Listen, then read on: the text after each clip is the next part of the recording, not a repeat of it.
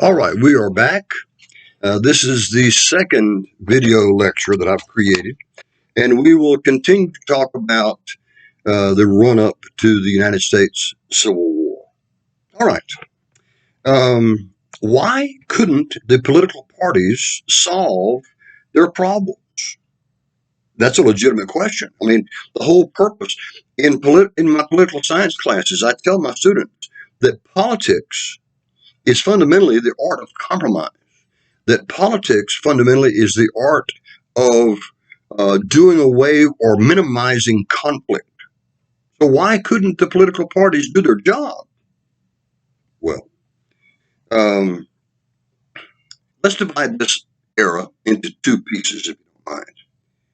The first era here, we are going to say generally was from the 1830s through 1850. And there were fundamentally three political parties in existence at this time. Some would say four. All right, here we go. The main parties, one of the main parties was the Democratic Party. And the Democratic Party chose a number of presidents during this time. It included Andrew Jackson, Martin Van Buren, and some men who were not necessarily presidents, but who were influential people, like John C. Calhoun, and then another president, James Polk. All of those were Democrats. There was also the Whig Party. Remember, I told you a few moments ago that the Republican Party had died and had been replaced by the Whigs. Some of the leaders of the Whig Party between 1830s and 1850 were Henry Clay. Henry Clay desperately wanted to become the president. He was never successful, but he was very influential, nevertheless. Daniel Webster is another one. Webster was from Massachusetts, and he also was a very influential person, even though he never became the president. And of course, there was a Whig president. His name was William Henry Harrison. Now, we've already talked about the Liberty Party with Bernie as its candidate.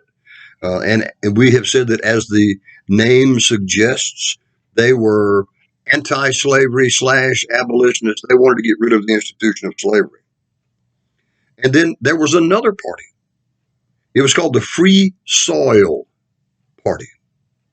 And as its name suggests, they favored giving free land to all of these immigrants. We've talked about these immigrants coming in from Ireland and Germany. I mean, there were hundreds and hundreds and hundreds of thousands of them. The Free Soil Party favored, they thought that it would help the expansion, it would help the economy of the United States if all these new people were literally given land. The land west of the Mississippi generally is owned by the United States government, so the government can do with it as it pleases. And it was suggested that they give free land to the immigrants to help them sort of jumpstart them on their way to prosperity. But not only did the Free Soil Party talk about giving away free land, they also believed in free labor. So it was a anti-slavery / abolitionist party as well. Free soil, free labor. That was their motto, their campaign slogan. Now, the second era into which we need to divide this time period runs from 1850 up to the beginning of the Civil War. Once again, let's divide it by parties. The Democrats. Who were some of the leaders of the Democratic Party during this time? Well, there was Douglas, who we just talked about. Franklin Pierce, who we just talked about. And James Buchanan. Some pronounce it Buchanan. I don't know. Buchanan. By the way, a little factoid about James Buchanan. Buchanan, as it turned out, would be the last Democratic president before Abraham Lincoln. And from Lincoln all the way almost through the entire end of the 19th century, there would be only one more Democratic president, and that guy's name was Grover Cleveland. So Buchanan was fundamentally the last Democrat in the 19th century, except for Cleveland. The Republicans, of course, we know who some of the famous Republicans were, especially Abraham Lincoln. And an important advisor to President Lincoln was a man by the name of William Seward, Seward. Here's another factoid for you. It would be Seward, acting in his role as Secretary of the State after Lincoln's assassination, who bought Alaska from Russia.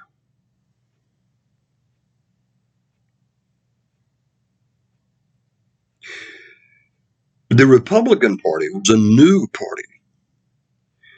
Now, yes, it's true that the Republican Party had existed prior to this. I keep saying the Republican Party no longer existed. The Republican Party comes back into existence in the late 1850s.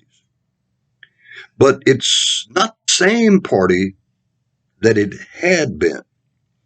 By the time the Republicans reappear, they are sort of a common. The Whigs have it's their turn to disappear. So the Republican Party is composed of the fragments of the Whig Party and the fragments of the Free Soil Party and the fragments of the Liberty Party. Now, what do all three of those? What all those have in common? They are opposed to the institution of slavery. So, fundamentally, the Republican Party is legitimately known as the anti-slavery party, the abolitionist party. And then there's another party here. They're called the Know-Nothings. Remember we said that the real Americans who oppose all of this immigration, we generally refer to them as the nativists. The nativists. They oppose anybody coming into the country who doesn't match the model. And what is the model? White, Protestant, English speaker. And those ideas become so strong in certain areas of the country that they literally, a new political party is created that reflects, that mirrors those ideas. Now, there's not a lot of stability in American politics during this time. The Republicans are dead and the Whigs are there. And then the Whigs are going to die and the Republicans come back. But it's not the same Republican Party as the old Republican Party. It makes your brain hurt. Between the years 1850 and the year 1856, the political system was literally falling apart and then realigning itself. For example, even the Democratic Party. The Democratic Party develops two pieces. We refer to it as the northern wing and the southern wing of the Democratic Party. So confusion is the norm. And because everything was falling apart and all this realignment was taking place, and that confusion contributed to the difficulty of resolving these problems that the United States had.